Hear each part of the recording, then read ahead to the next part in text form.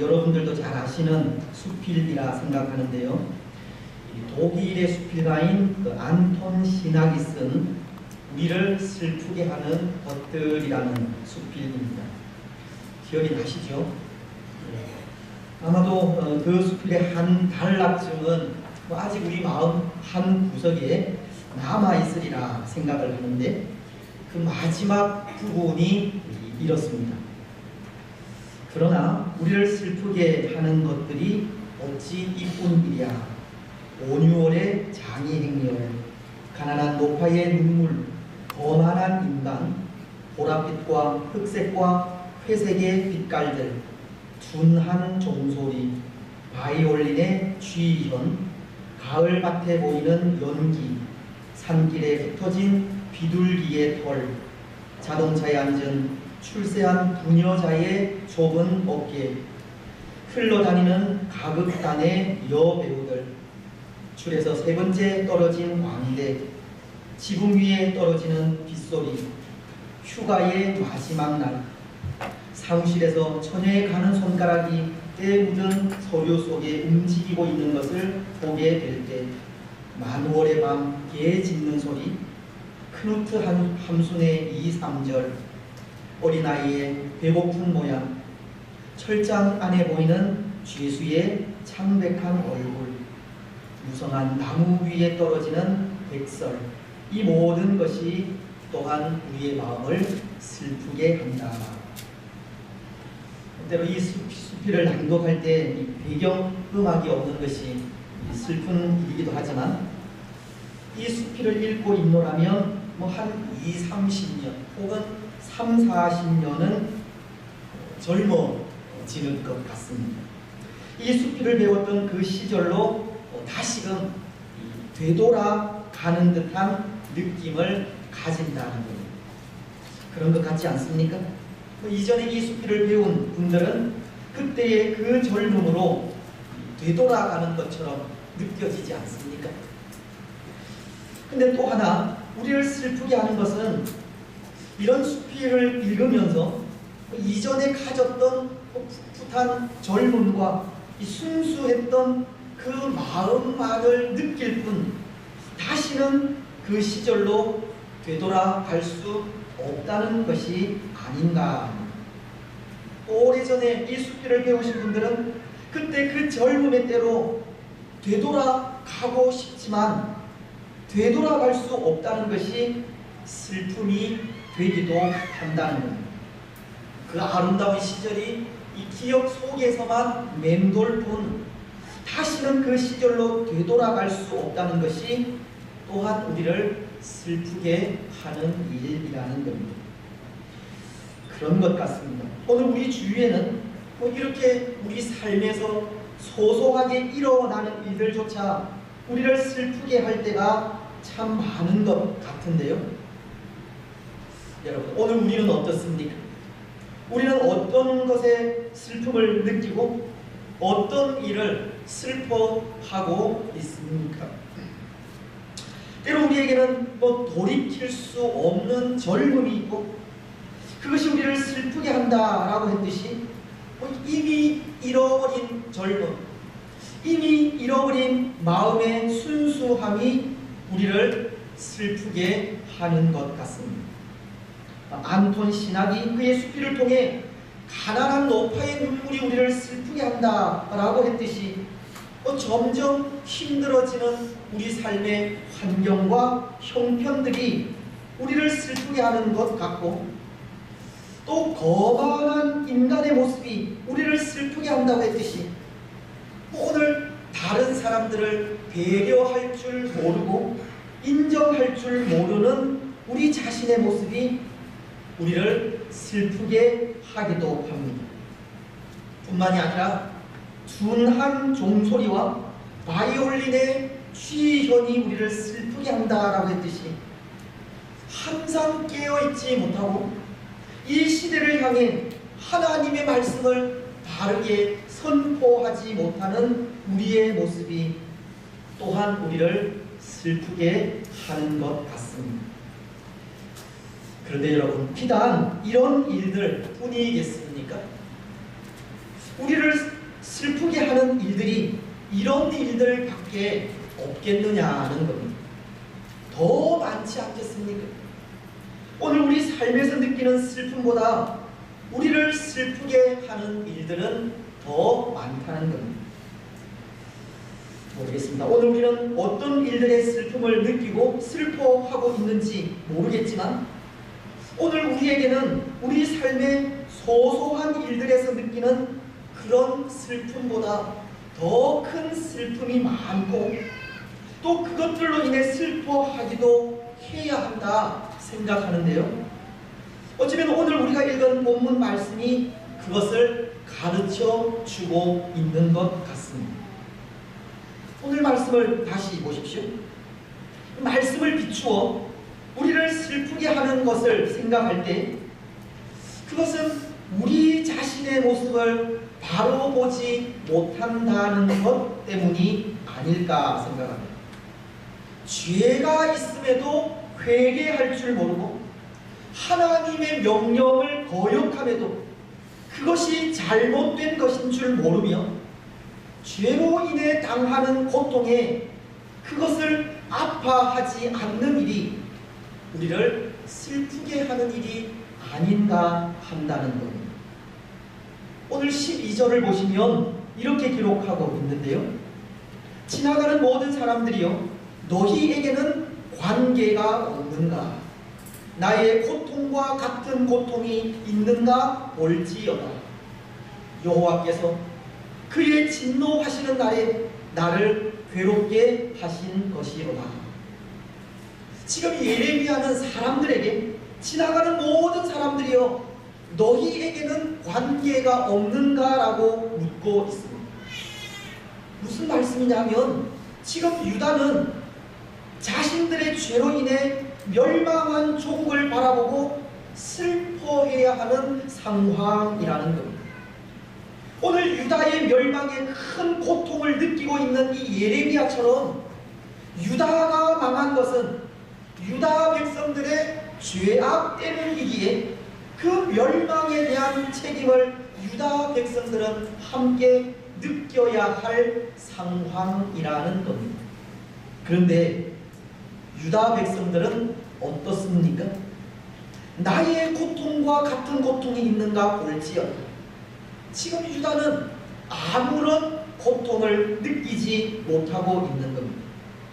조국의 패망에 함께 울고 함께 아파하며 함께 슬퍼해야 함에도 그 누구도 눈물 흘리지 않는 상황을 말하고 있는 겁니다.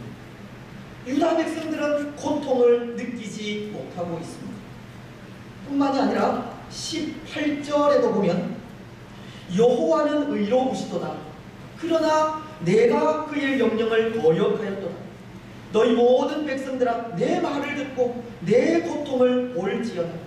나의 처녀들과 나의 청년들이 사로잡혀 갔도다. 지금 예레미야는 유다가 하나님의 명령을 어긴 죄로 인해 멸망한 사실을 선포하고 있지만 유다 백성들은 그것을 자신들의 잘못으로 인정하고 있지 않는 겁니다. 그 책임을 느끼지 않고 있습니다. 여러분 참 슬픈 현실이 아닙니까? 정말 슬픈 현실입니다.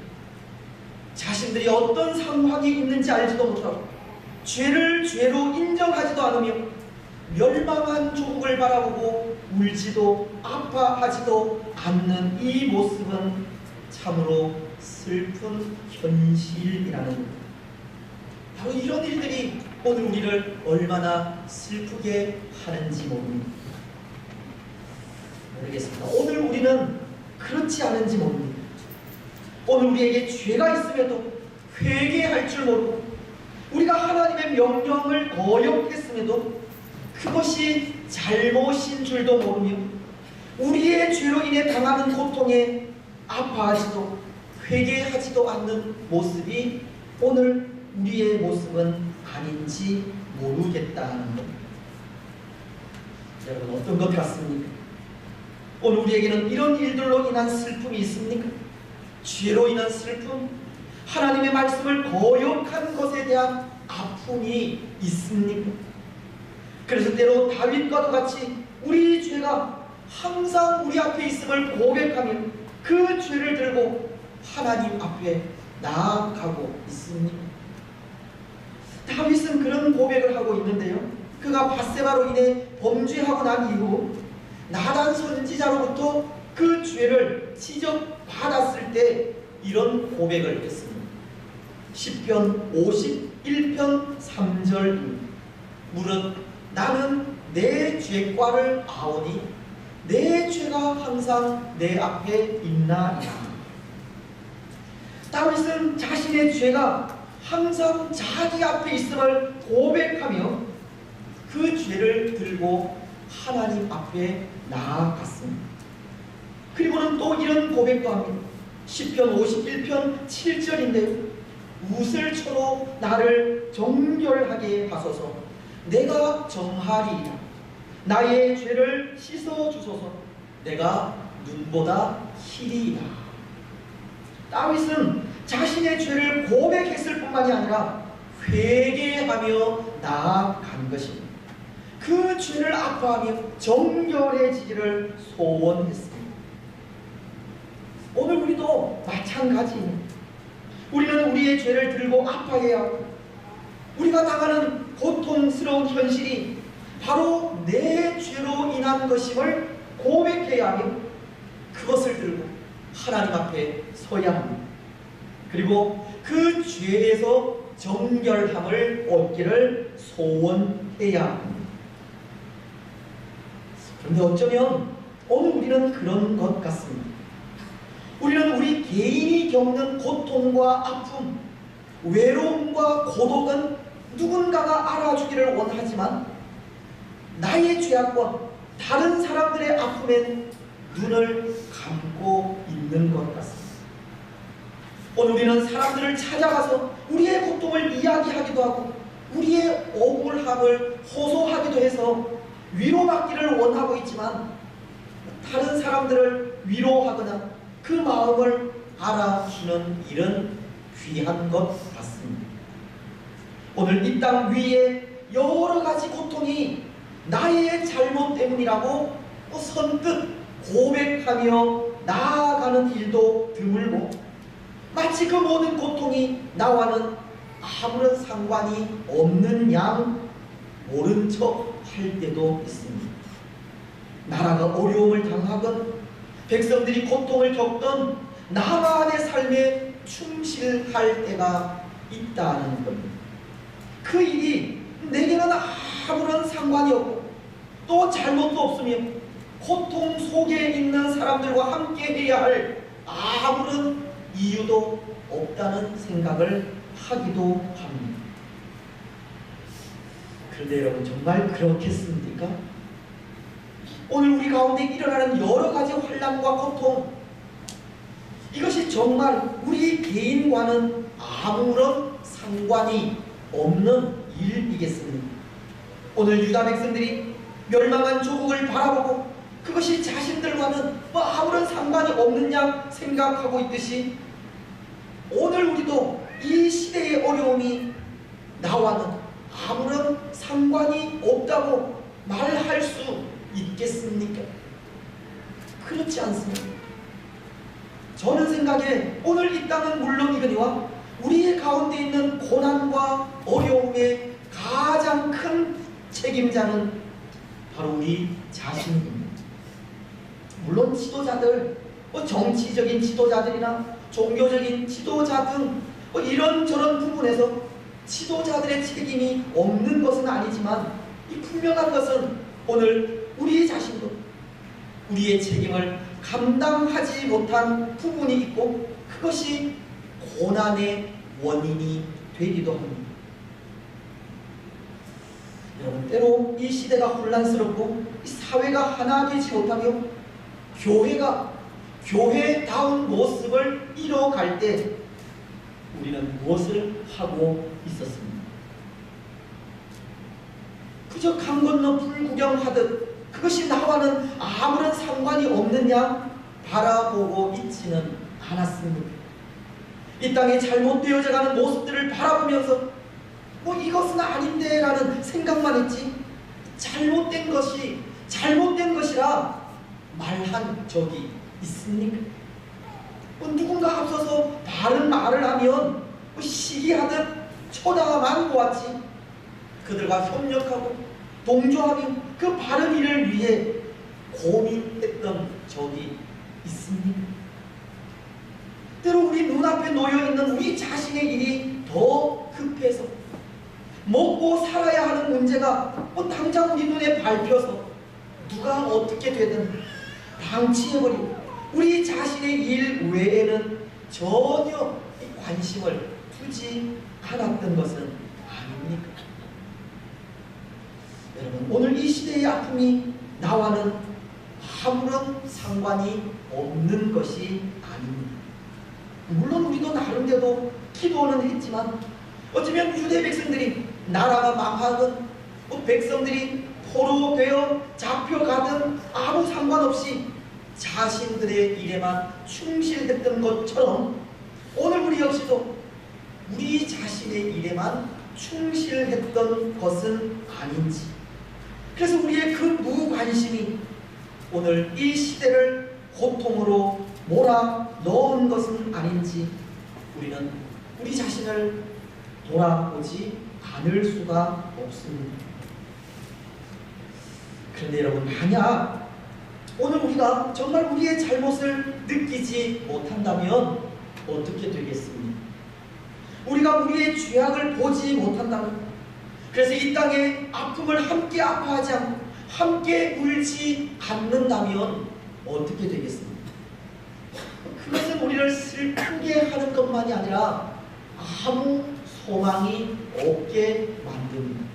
왜냐하면 그것은 이미 굳어져 회복할 수 없는 양심을 말하는 것이기 때문입니다. 안타까움을 느껴야 할 때 안타까움을 느끼지 못하고 아파해야 할 때 아픔을 느끼지 못한다면 그 심령은 이미 굳어져 회복할 수 없는 심령이라는 겁니다. 마치 피를 불어도 춤추지 않고 애곡하여도 울지 않는 그 모습처럼 그 양심은 이 화인 맞은 양심이기에 소망이 없다는 겁니다. 예수님은 누가복음 7장 31절로 32절을 통해 이런 말씀을 하셨는데요.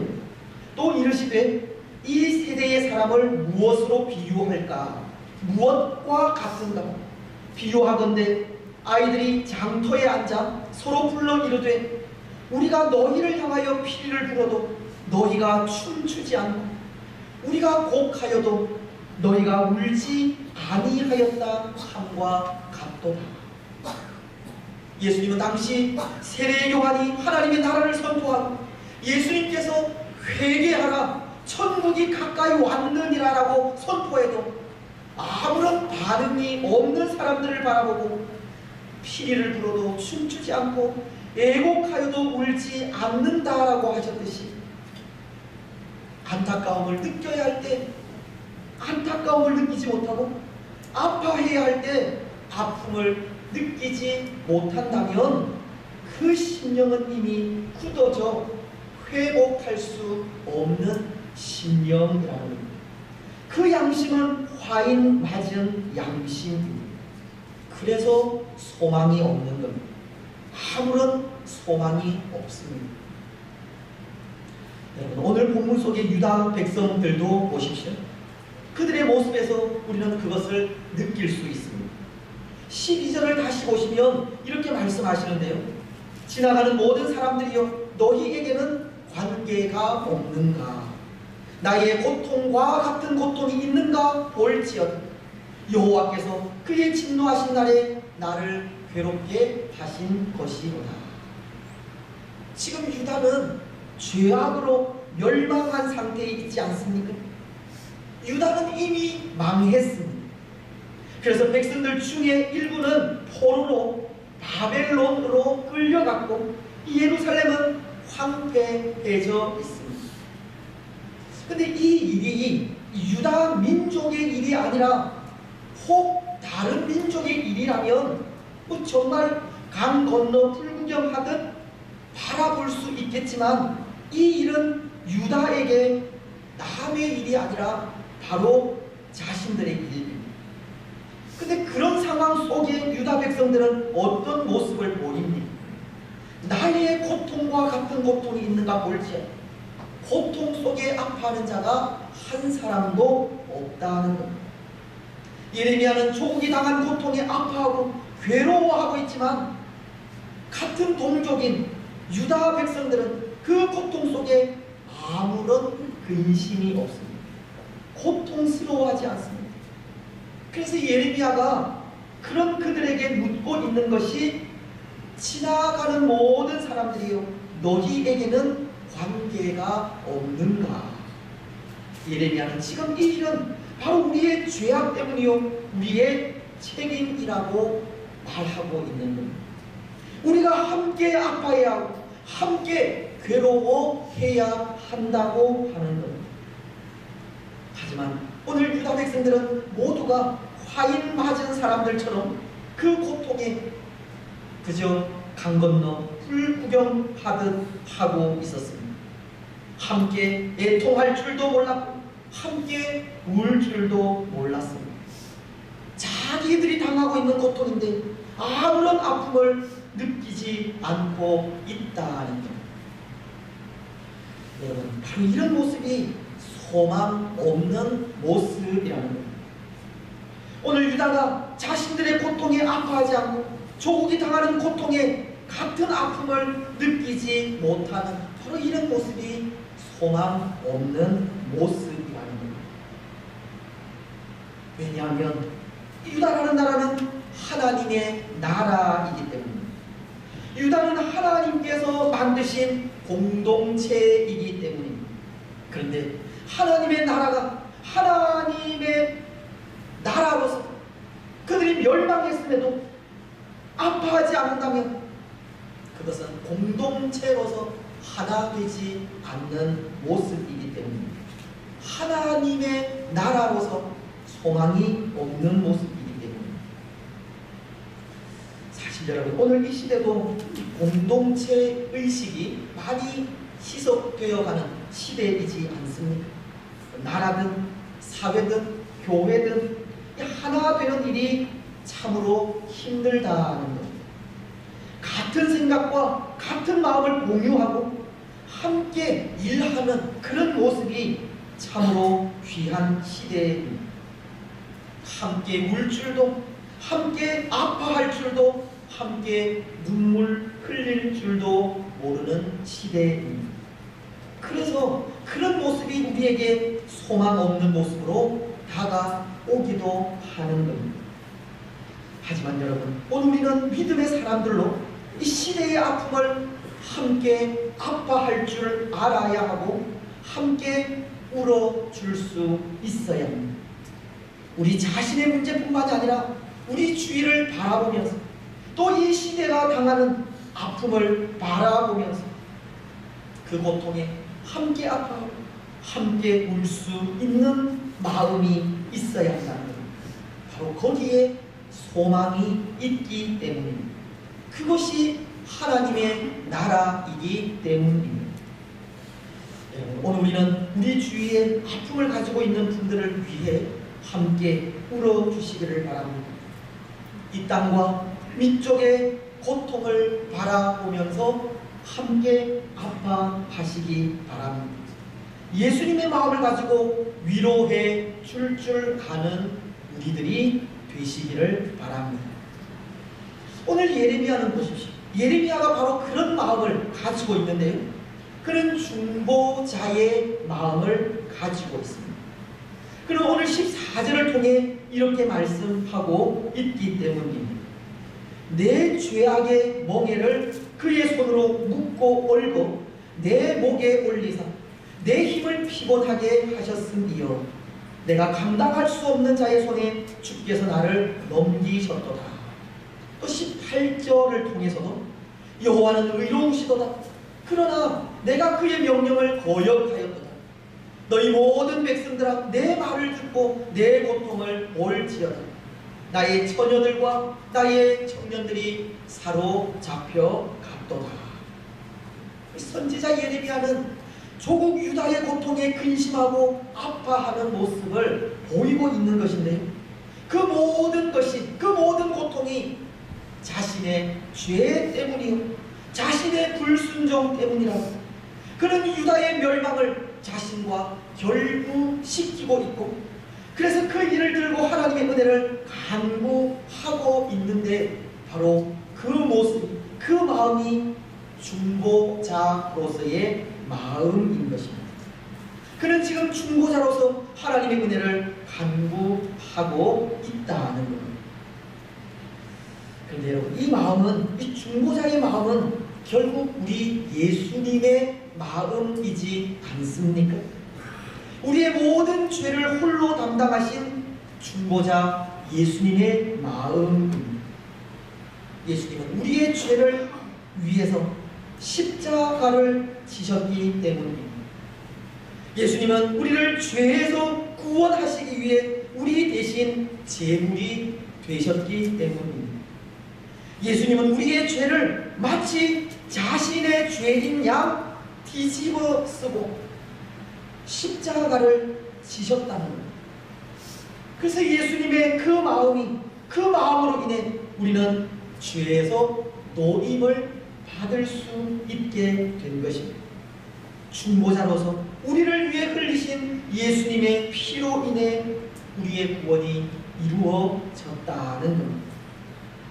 사랑하는 여러분, 오늘 우리는 예수님의 그 마음을 품어야 하고, 예수님의 마음을 가질 때 소망이 있습니다. 빌립보서는 2장 5절로 8절을 통해 이렇게 말씀을 하십니다. 너희 안에 이 마음을 품으라. 곧 그리스도 예수의 마음이니.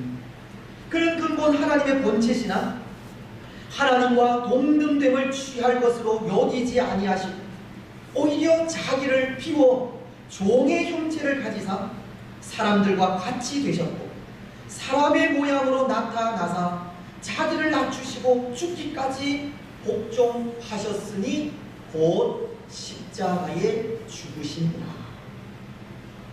예수님께서 우리를 위해 자기 자신을 비우시고 사람과 같이 되셨습니다. 그리고 십자가에서 죽기까지 복종하셨기에 우리에게 살 길이 주어졌듯이 예수님의 그 마음으로 살아갈 때 소망이 있다는 겁니다. 그래서 오늘 우리는 예수님의 그 마음, 중보자의 마음을 가져야 합니다. 여러분, 우리 위해 죽기까지 하신 예수님의 마음을 가지시고 그 마음으로 오늘 이 땅과 이 시대를 위해 기도하며 나아가는 우리들이 되시기를 바랍니다. 이제 말씀을 맺겠습니다. 사랑하는 여러분, 오늘 우리가 살아가는 이 시대, 우리는 예수님의 마음을 가지고 살아가야 합니다. 비록 다른 사람들의 아픔과 슬픔을 나의 것으로 느끼지 못한다 하더라도 그 아픔을 함께 나눌 수 있는 중보의 마음을 가져야 합니다.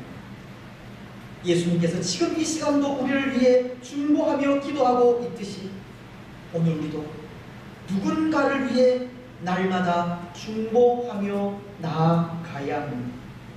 특히 이 혼란스러운 시대 속에 예수님의 마음으로 시대의 아픔을 함께 아파해야 하고 시대의 고통을 함께 져야 합니다. 그것이 또 하나의 소망이기 때문입니다. 여러분, 오늘 우리 주위를 바라보면서 혹 그들이 당하고 있는 고통에 함께 아파하시고 함께 그 아픔을 나누시기를 바랍니다. 그리고 우리 삶의 순간마다 예수님의 마음을 가지고 이 시대와 이 땅을 위해 그리고 교회를 위해 기도하며 나아가시기를 바랍니다. 그래서 그 마음을 가지고 나아가는 우리를 통해 우리가 거하는 장소들마다 소망이 넘치는 아름다운 장소로 만들어가는 복된 성도들이 되시기를 주님의 이름으로 축복합니다. 감사합니다.